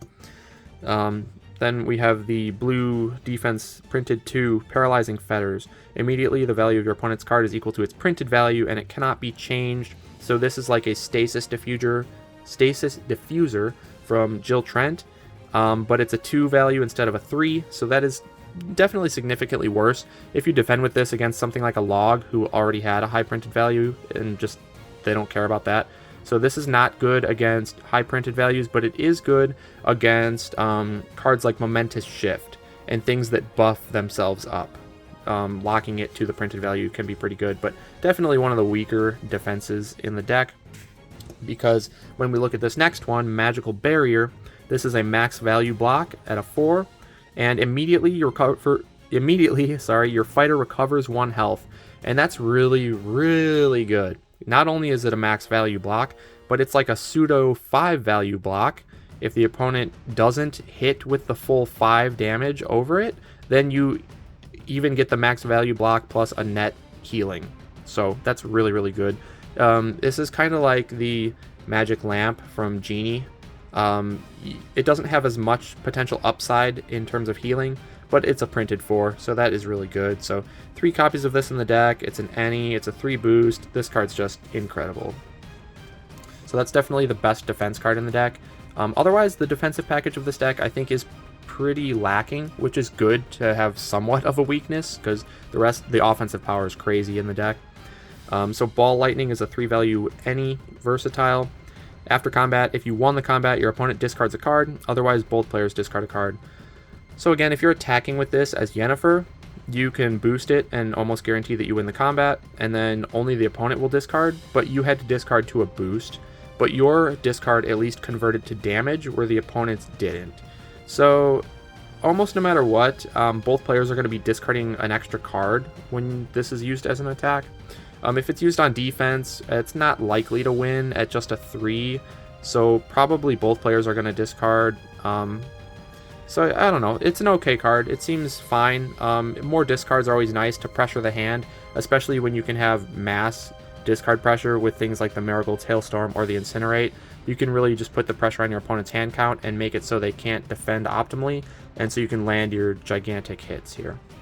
So Ball Lightning seems pretty good. Then we're going to see Telepathy. Immediately, your opponent may discard a card. If they don't, you cancel all effects on their card. So this is a conditional super feint, kind of like Little Red's What Big Eyes You Have. It doesn't negate values, but it will cancel effects on offense or defense, but the opponent can discard a card to make this just a blank 3. But in that case, it became a Clutching Claws, right, from Medusa's deck. So you're pretty happy with either outcome, I believe. So this is just a pretty solid card, and 3 copies in the deck is pretty nice. And then we're going to see Quick and Ready. This card is just a 2 printed value, versatile. After combat, you place your fighter in any space in their zone, and you draw a card. This is definitely the regroup of the deck. You don't want to defend with this because you're taking a lot of damage. You don't want to attack with it because it's an opportunity cost, right? You have plenty of better cards to attack with than this. So this is kind of just like a last resort. It's definitely the regroup of the deck. And then we have a couple of schemes to round out the deck. So Advisor to the King is their ongoing scheme. When you play it, each of your fighters recovers 1 health and you draw a card. Ongoing is your boost values are all +1, and then you discard this card at the end of your turn if you didn't attack. So again, this incentivizes you to be attacking and being aggressive, which is a cool design, push for an aggressive deck like this. It definitely fits. And having all your boost values +1 means that whenever you boost as Yennefer with the hero, you're stacking on 1 extra damage to every one of your attacks that you boost, which is crazy. And it's also a scheme, so don't forget, if you are playing Triss as the hero, you are going to get to deal 2 auto damage to a fighter adjacent to Triss when you play down this continuous scheme, so that's really good. And then just getting a little bit of additional healing is always nice. So this is a pretty good ongoing scheme here. And then the last card in the deck is a weird one called Lodge of Sorceresses. Each player simultaneously reveals a card from their hand and draws cards equal to their card's boost value. Then the player who drew the most cards deals that much damage to their hero. So it's weird because if you don't draw a lot, that's better because then you're not going to be taking damage. So if you can reveal a 1 boost value, which there's a few of them in this deck. You have the Telepathies, the Ball Lightnings, and the Echoing Blast. And Echoing Blast being a recurring card a lot of times you probably reliably have that 1 boost value in your hand to reveal. So if you reveal a 1, you're only going to draw 1 card off of this, so it helps in fatigue there. You're also not taking auto damage yourself, but it does give the opponent an opportunity to potentially draw, let's say, 3 or 4 cards, and then really put the counter pressure back on you. Although if they do that, they're going to be taking 3 or 4 auto damage in return, so maybe you don't care at that point. So I don't know, this is a weird card. I don't really know how to evaluate this one. All I know is that it's another scheme, and it's easy to play. So if you're Triss as the hero, you can just play this scheme and get some extra auto damage. And if you reveal, let's say, a 1 boost, and the opponent doesn't have any 1 boosts, they only have, let's say, a 2 boost as their lowest, well, that would mean that you're going to get 2 auto damage from Triss's hero ability when you play the scheme. You're also going to deal the opponent 2 auto damage when they draw their 2 cards, since you only drew 1. And if it's equal, then both players take the damage. So if you both reveal a 1 boost and you played this as Triss, well, you still guarantee that the opponent is taking 3 auto damage and you're only taking 1. So that is really neat. So it's a really weird card, hard to evaluate. Overall, the whole deck is, I think Yennefer is definitely the stronger of the two, just because look how many attacks are in the deck, and so you have so many more opportunities to use your ability and just get extra damage from boosting your attacks, and that's really, really strong. It's a huge threat. Whereas Triss only gets the ability for the auto damage after playing a scheme, and there's only 5 schemes in the deck, which, I mean, that's plenty, right? You're going to get plenty of auto damage. You could get upwards of 10 plus auto damage, because if you count these as 3s, that would be 6 plus 6, upwards of 12 auto damage just from schemes, and that's a lot of damage. So in that case, Triss can probably defeat certain fighters who, have low starting health maybe, or don't have healing. Probably just defeat them with auto damage for the most part. But Yennefer is definitely just the offensive powerhouse who's just going to make you crumble by attacking you with the most ridiculously strong attacks that you've ever really seen. And either you're going to have to take a ton of damage, or you're going to be discarding a ton of cards to try to mitigate that damage. So Yennefer seems like a menace. Triss seems more situational. We'll have to see how these play out in tournament, but it's also really cool because you get to choose the hero ability after you get to see who your opponent is playing. So if you're like, oh, well, this is a matchup where Triss is actually going to be much better than Yennefer, well, then you just go with Triss. And otherwise, you're just like, okay, I'm just going to go Yennefer and just blow you up with Incinerates. So either way, it's a win-win. You just pick the best for the situation, which is an awesome new mechanic, very similar to Buffy. Again, I love to see this kind of mechanic in the game, and I hope we see more of this in the future. Okay, next up is one of the ones I'm most excited for out of the Realms Fall set. So we have Philippa. And Philippa is a ranged fighter with 12 starting health. It's pretty low. Move 2 though. And Dijkstra is melee sidekick, 6 starting health. Special ability is 2 steps ahead. At the end of your turn, you may draw until you have a hand of 4 cards. So that is just a super cool ability. You can go down to empty-handed and then just draw up to 4 at the end. So it really promotes aggression because you can just keep on attacking and attacking and attacking and never have to worry about going empty-handed. And then the opponent is constantly just on the back foot while you are pressuring them the whole game. So that is awesome. I think it's just one of the most unique abilities we've ever seen in this game, and I'm really curious to see how well this works out in a 1v1, because I think obviously in a 2v2 or a free-for-all that's incredibly strong, but in a 1v1 you always got to be concerned about fatigue. So I wonder if that ability is going to be good and you can pressure people well enough and kill them before you fatigue out, or if it's going to be an issue. So I don't know, we're going to have to see. But let's take a look at the deck, and the first card is one of the coolest cards in the deck. We have Owl Form. So, might seem similar to Beast Form, and it sure is. During combat, discard any number of cards from your hand, add +1 to this card's value for each card discarded. So, same effect as Beast Form. The only thing is it's Owl Form, so it's a printed 3 instead of a printed 6.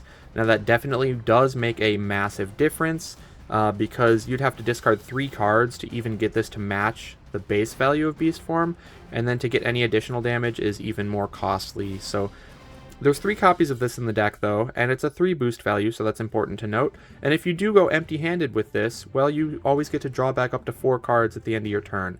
So if they defend big against this, like a max value block or something, you probably don't really want to be discarding for this. But if they defend with only, let's say, a 3, and every card you discard is pure damage, well, you're converting all those cards to auto damage, and at that point, that's not a bad deal. So I think you're just going to want to try to pressure the opponent down, and man, if you can ever get them to take an attack undefended and you get an Owl Form, I would just dump my whole hand probably, and then you're just going to draw back up to 4, and then just keep the pressure going and land a massive amount of damage there. So Owl Form is just super cool. I love the art, I love everything about this card, and this pairs so well with the ability. It's just such a cool deck. So I'm hoping that this aggressive pressure playstyle works out for Philippa. But moving on, we're going to see Lightning Bolt. So it's a 3-value attack. After combat, if you haven't taken a maneuver action this turn, deal 1 damage to each opposing fighter in Philippa's zone. So this is great AoE if you start the turn. Well, it's if you haven't taken a maneuver. So if you've used any other movement effects, which there are some that we'll see later, then you can pull this off. And it's great for clearing 1 health sidekicks that can get in the way of your aggressive pressure. But you are ranged, so that definitely helps out. But Lightning Bolt is a pretty nice source of some extra auto damage there. And then we're going to see Chain Lightning. So it's kind of a similar card. It's a 2-value attack. After combat, choose a zone Philippa is in and deal a damage to each opposing fighter in that zone.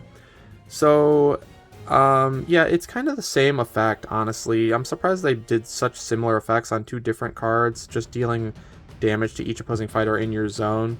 But this one's a 3 boost value, which is nice, and it doesn't really have a restriction. So this one is much more reliable for clearing out sidekicks.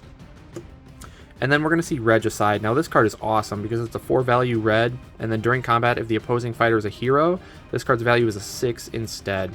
So it's almost guaranteed to do 2 damage against a hero no matter what they defend with, because if they feint it, well, they stop the buff, but they take 2 over the top of the feint. And if they max value block it, well, your 6 beats over their max value block for 2 damage there. So very similar to the Huntsman's Axe, you almost guarantee 2 damage whenever you attack a hero with this card. And with 2 copies in the deck, that is really nice. It's a really nice source of reliable damage, and it's also an any, so Dijkstra can use that as well as Philippa. So that's really nice. Then we're going to see Blue Defense Printed 2, Paralyzing Fetters. Immediately, the value of your opponent's card is equal to its printed value and cannot be changed. Now, really interestingly enough, we just saw this card in the previous deck with Yennefer Triss, and it's literally the same card. Obviously, it's different art, but we're seeing already a new card that is instantly a common card, which is kind of funny. But this card's okay. It's not great because it doesn't cancel any effects, so auto damage is still going to hurt you, or discards. It's also not doing anything against high printed values to begin with, like a log or whatever, but it's good against things like shift and whatnot. But I think that's one of the weaker cards in the deck. If you want a really strong defense, we see Blinding Dust, because this one is a printed 2, but after combat you can discard a card, and if you do, you deal damage to the opposing fighter equal to its boost value. So if you discard a boost 3, like Paralyzing Fetters or Chain Lightning, or an extra owl form that you might not need, well, you get to deal 3 auto damage, which is like Once Upon a Time from Little Red, and that is a ton of auto damage, and that's exactly what Philippa wants, to convert cards in hand to damage. I don't think you care as much about taking damage over the top of this, because you're probably getting more damage from your effect back to the opponent, and even if it's an even health trade, I think Philippa's perfectly fine with that, because she wants to be the aggressor and she wants to deplete your health total, whereas the opponent is more so just trying to run away and survive. So this card, although you might not get a lot of great opportunities to use it, because I don't know how often the opponent is actually going to be attacking into Philippa, if they do, they definitely have to worry about getting punished by this card.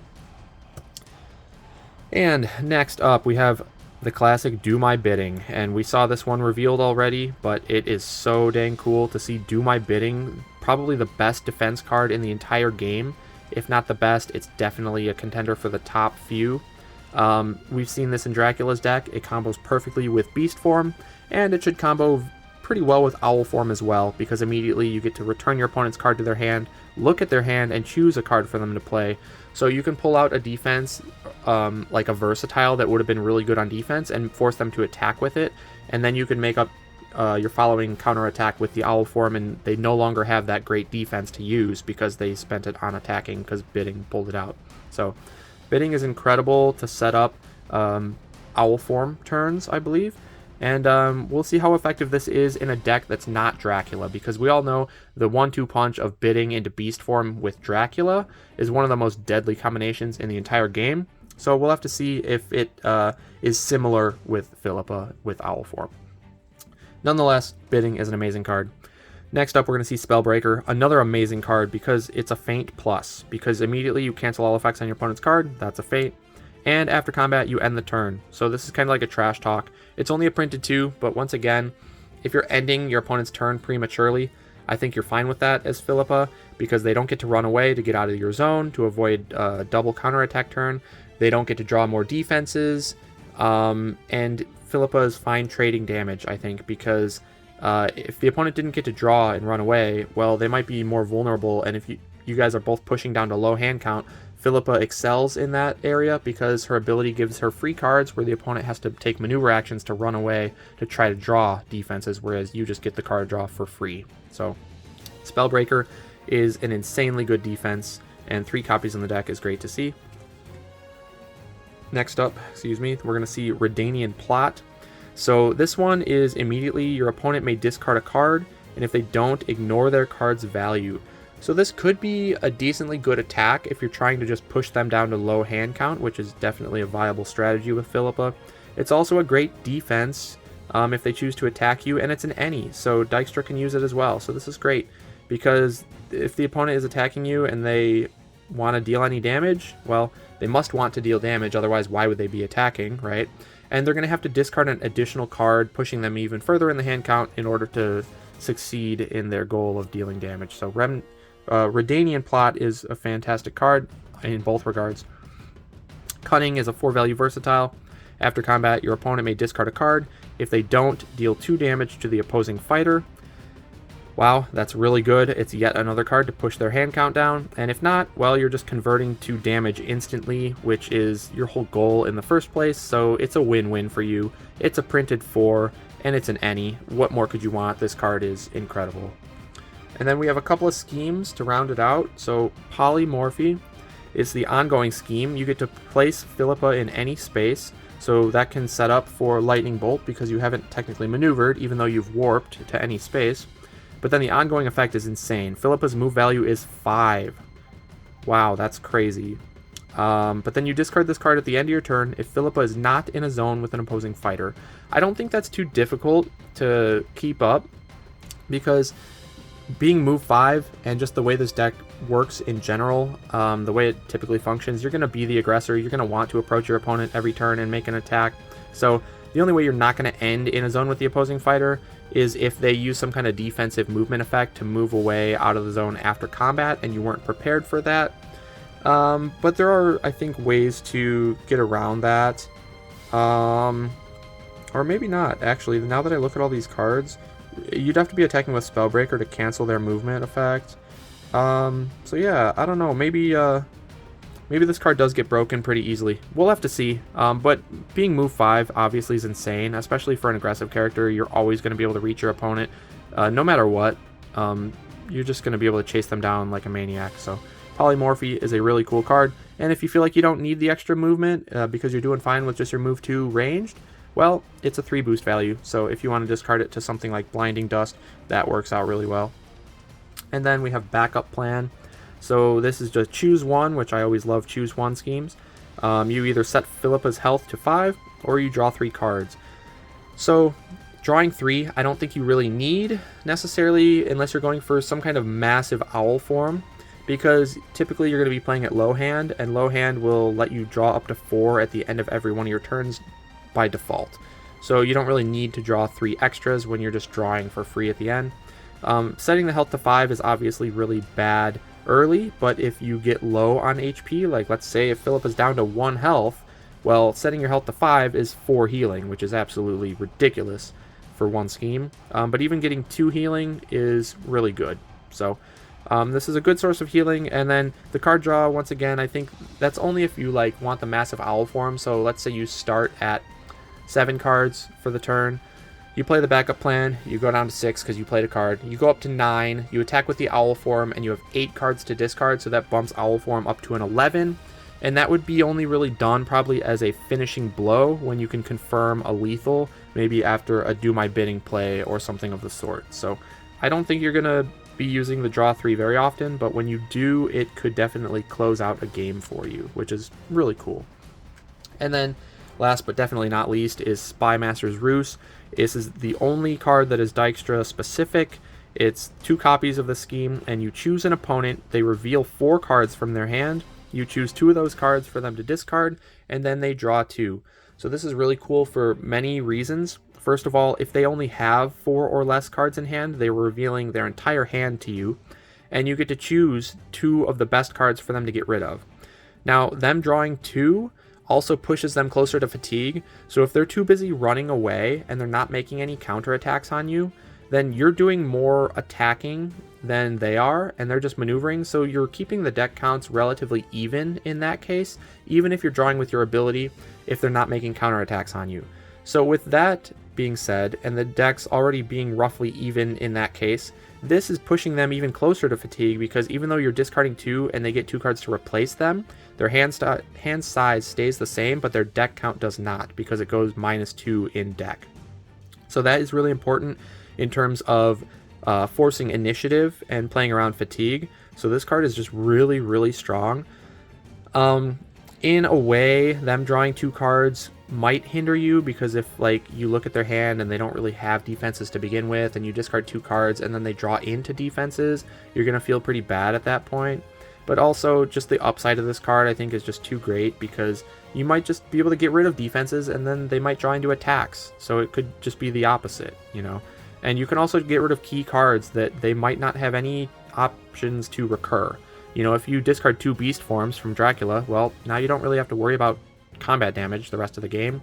Or if you discard like an opponent's healing schemes, well, that's great. Now you effectively just gained free auto damage from this effect. So this card's just crazy versatile. It's really, really strong, and giving you hand knowledge and hand disruption all at once, and helping out with the initiative aspect. This card's just really, really strong, and definitely a reason to keep Dijkstra alive. So that is Philippa for you. That's the whole deck.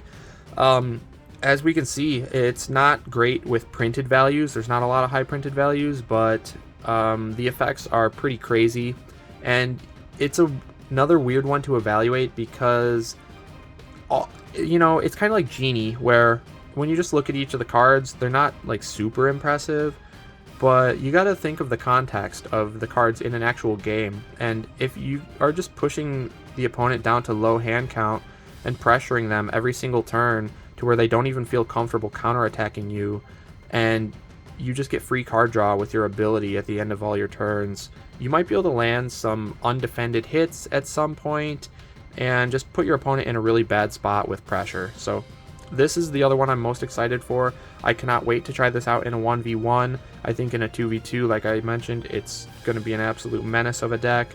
But in a 1v1, we'll see. We'll see if it has enough actual damage output and pressure to close out games despite the low printed values. But I cannot wait to try. Okay, so we are moving on to the last of the Witcher fighters, being Eredin. So Eredin is a melee fighter, starting health of 14, move 2, has the Red Riders melee sidekicks. They are token sidekicks, and you get 4 of them, much like Robin Hood. And your ability is called King of the Wild Hunt. So while all of your Red Riders are defeated, Eredin is enraged. If Eredin is enraged, you add +1 to the value of your combat cards, and your move value is 3. So very similar to Achilles, where if your sidekick dies off, you get buffed. In this case, your movement value goes up, so you don't get the card draw after combat like Achilles does, but you get the increased movement value, and you get the +1 to all of your combat cards, that is attacks or defenses, which is insane, because Achilles only got +2 to his attacks. You get +1 to everything. And then the move value going up means that is really good for being able to reach people. Achilles sometimes struggles with fatigue because his move 2, and he can sometimes not reach the opponent to make use of his big attacks, and also his card draw is pushing him even closer to fatigue, but Eredin doesn't really have that problem. So he's similar to Achilles, but in his own twist, right? And it's really unique, and all of your Red Riders have to die off to get enraged. So really, really neat. Let's take a look at the deck. The first card is going to be Backhand, so it's an Eredin attack only. 4 value attack, 3 boost is great, 3 copies. After combat, if your opponent, your opponent puts one random card from their hand on top of the deck, and then if Eredin is enraged, they discard it instead. So no matter what, they're going to get rid of one of the cards from their hand, and baseline it goes to the top of the deck, but if he's enraged, they discard it instead. And so a 4 value attack that forces a discard is really good. It's kind of like the Widow's, Bite from Black Widow, but that card requires you to win combat. This does not. It just requires Eredin to be enraged. And even if he's not enraged, it is still going to help push aggression if you need it, because it will still deplete your opponent's hand count, even though it's not permanently lost value. But Backhand is really crazy, especially when he's enraged, so really strong card. Next card is Brutal Strike, 2 value attack. This card's effects cannot be cancelled. So during combat, if your opponent's card has an immediately effect, ignore their card's value. So this is the perfect feint punish, because this can't be cancelled itself, and feint has obviously an immediate effect of cancelling, and so that would mean that you ignore the card's value and you just deal the 2 damage right through the feint. And remember that if you are enraged, this would become a 3 value ignore right through the feint for 3 damage instead of just a 2. And I forgot to mention that with Backhand as well. A 5 value attack that forces a discard is really, really strong. So 2 attacks for Eredin that are especially good when he's enraged. But this one, even when he's not enraged, is quite good as a feint punish. And 3 copies with 3 boost value, that's really nice as well. And remember, when you're enraged, you'd have 3 moves, so if you boost with these cards, you're moving 6. Even though you're a solo fighter at that point, move 6 is easily enough to reach people on pretty much every map. Next card, Foul Purpose. So if Eredin's enraged, you may play this card face up to target a fighter in any space. That is crazy. So it'd be a blank 4. Well, not even blank, right? After combat, you may defeat a Red Rider to return this card to your hand. So I guess if you're enraged, it is a blank 4, but it attacks anywhere on the entire map. It's not even zone dependent. So it's not attacking from range. You just attack anywhere with a blank value 4. That's pretty cool. If the opponent, if you sense that they are out of defenses and they're really digging to draw defense and running away, maybe you just throw out this attack and hope they didn't draw the defense and maybe land 4 damage undefended. Really cool card. And being able to recur this by defeating your own Red Riders is really cool, because if you want to kill them off faster to get enraged sooner, you have a tool to let you do so and also get some extra value. So that is really nice. And then we're going to see a Red Rider specific attack, which is called Unyielding Hordes. And it's just a 1, but immediately return a defeated Red Rider to any space. And then during combat, add +1 to this card's value for each other friendly fighter adjacent to the opposing fighter. So, hypothetically, you could be attacking with a Red Rider, having 1 adjacent because they're melees, have all 3 other Red Riders and Eredin adjacent, and that would mean you have 4 other fighters. That would mean this is a 5 value attack from the Red Rider if you are surrounding the opponent with all of your fighters, which is very unlikely because it's based on the map layout and all your Red Riders being alive and whatnot. So yeah, it's not likely, but it's kind of a cool option. But more importantly, you return a defeated Red Rider. It goes in any space, so it can protect Eredin, it can pin the opponent instantly, it's not zone dependent or whatever, so that's really cool. And you have 3 copies of this in the deck, so the Red Riders can bring back other Red Riders. And that is a really cool theme in this deck because, as you'll see, there are no cards to bring back Red Riders after they are all gone. So once Eredin is enraged, there are no more Red Riders for the rest of the game. Only Red Riders can bring themselves back with Unyielding Hordes. And that's just a really neat mechanic, because you're going to have to balance. Like, obviously having more sidekicks is typically good because that means more body blockers and more cards your opponent has to waste to be attacking through your sidekicks to reach your hero. But you have to balance that benefit with the benefit of having your move 3 and all your cards getting +1 value from Eredin and turning on all of your other enraged effects, you know, like the backhand and whatnot. So yeah, it's a really neat puzzle to try and figure out, and I can't wait to try and play more of this guy in 1v1 because I think that's going to be really fun and you're really going to be able to express your skill, and Unyielding Hordes is just such a cool card to tie into this whole theme. But moving on, we have Portal Defense, so it's a 0. Immediately, Eredin swaps spaces with an adjacent friendly fighter, and that fighter is now the defender. So you can swap with a member of your horde, similar to a Snake Root clan from, dare I say, Electra. But yeah, this is very similar to that card, so it's an ultimate defense in that regard, because then it doesn't matter what happens to the Red Rider, it's going to die off, but you don't care, you saved Eredin from combat. And then after combat, if Eredin's enraged, you draw 2 cards. So this is absolutely horrible if Eredin's enraged and Eredin is using this, because that means he can't swap because there are no adjacent friendly fighters unless you're in a 2v2. But baseline, you have nobody to swap into. It's a 0 value defense, and you're going to be drawing 2 cards, which might be detrimental. You might be pushing yourself closer to fatigue. Although, I guess, at the point where you're actually going to choose to defend with this versus something else, maybe you welcome the card draw at that point, because you're probably desperate for defenses. So, I don't know. This card is horrible, I think, when Eredin is enraged, but I think it's really, really good when you still have your Red Riders around, and it's yet another reason to keep them around. And so Unyielding Hordes, you might want to keep them alive for long enough to at least use your portal defenses before you let them die off and become enraged. So yet another piece of the puzzle. And then Implacable or Implaceable.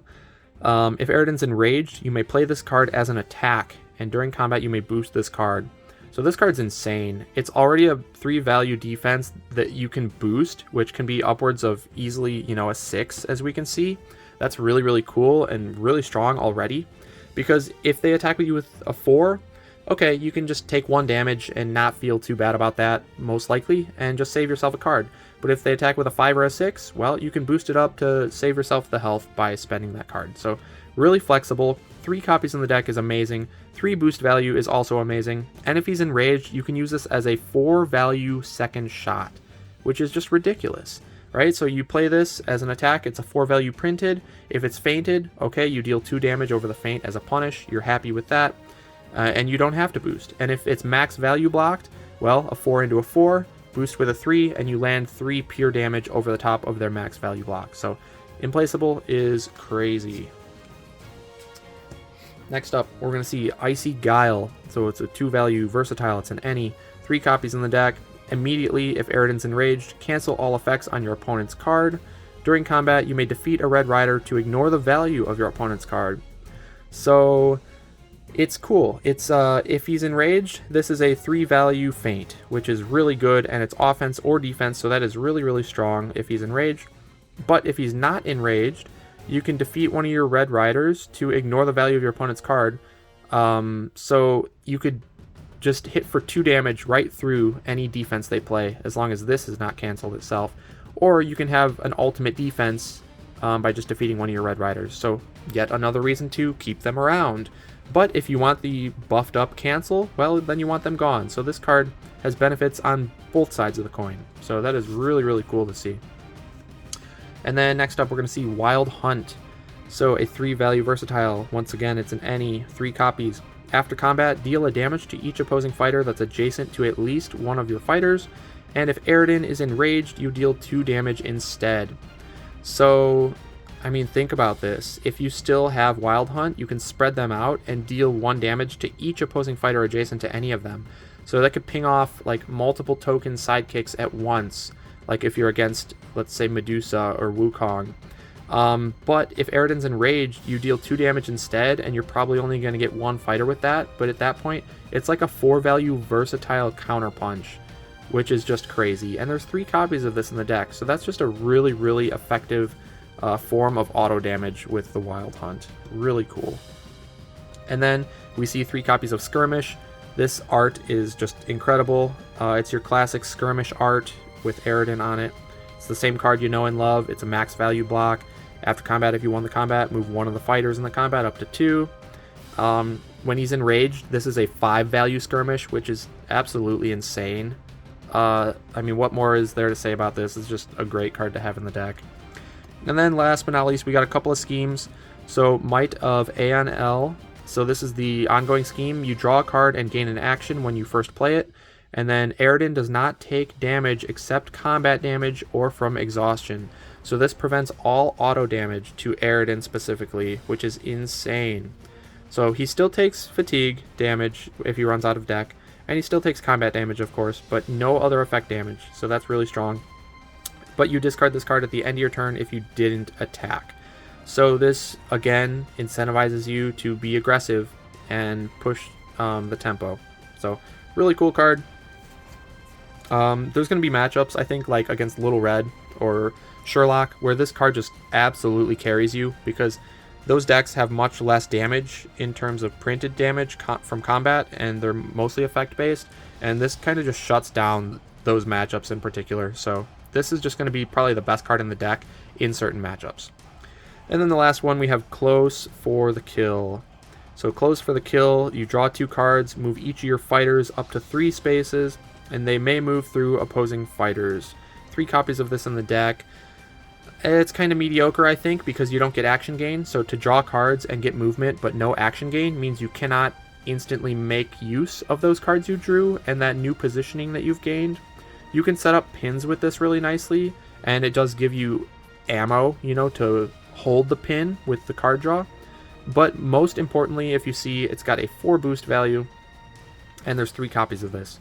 So when Eredin's enraged, you can just boost this to Implaceable, and you're hitting for an 8 value attack up to 3 times in the game after he's enraged, and that's ridiculous. Come on. I mean, and if they defend with a feint, you just, okay, you deal the 2 over the top of the feint, and you don't have to discard for the boost. And then maybe you can use this for more pressure. Although I guess if Eredin's enraged, you probably don't want to be activating this. You probably only use it for boosting your movement to move up to 7, or for Implaceable, most likely, for more damage. But pre-enrage mode, I think Close for the Kill can be used to set up pins and stuff with the Red Riders, and that could actually be really strong. So yeah, that's Eredin's deck for you. I think it's, like I said, it's a neat puzzle to try to balance how long you want to keep around the Red Riders so that you can get your really good effects like Portal Defense, or maybe Icy Guile for more ignores, or if you just want to kill them off quickly and you can speed that up with something like Foul Purpose, and just get enraged as fast as possible. And I'm sure that's also going to be matchup dependent, which is really neat. And so it's going to take a lot of experience playing Eredin in all different matchups to really master the character. And I love those types of fighters. Those are my favorite. I think Restoration's been doing a fantastic job lately of coming out with a lot of fighters that do feel that way. They're very rewarding if you put in the time to master them and really hone your skills with the fighter and make them the most effective. So yeah, I think they've been doing a great job of that lately, and the Witcher sets especially shows that off, and I can't wait to play more of these guys in the 1v1 setting. But I know the free-for-alls that I played were a ton of fun. I'm sure 2v2s are a blast as well, and this is just a great couple of new sets and probably my favorite IP. And that's going to do it though for Eredin and the last fighter of The Witcher. There you have it, guys. That's going to do it for the Unmatched Witcher sets. And like I mentioned, my favorite IP I think that they've ever done. I think these sets are incredibly well designed. The balance of them seems pretty awesome thanks to the focus group. So thank you guys for all your hard work and hours of gameplay that you put in to hone these fighters for competitive play. We really appreciate that from the competitive community. And of course, thanks to all the other playtesters out there who just make these super fun and interesting fighters. You know, you guys do a great job. Restoration, as always, you blew it out of the park. These sets are just awesome. So thanks to everybody involved in creating this awesome product. I'm really thankful to have gotten it early, and I can't wait to get more plays of it under my belt, because it's just a lot of fun, interesting characters here. And cool new maps as well, and I'm sure a lot of people are happy to see the double-sided maps once again make a return. So that's a ton of new content within these two boxes. If you guys don't have your own sets, you can go order yours now. I believe they're up for sale. I know they were up for pre-sale, so people should be getting them shipped soon.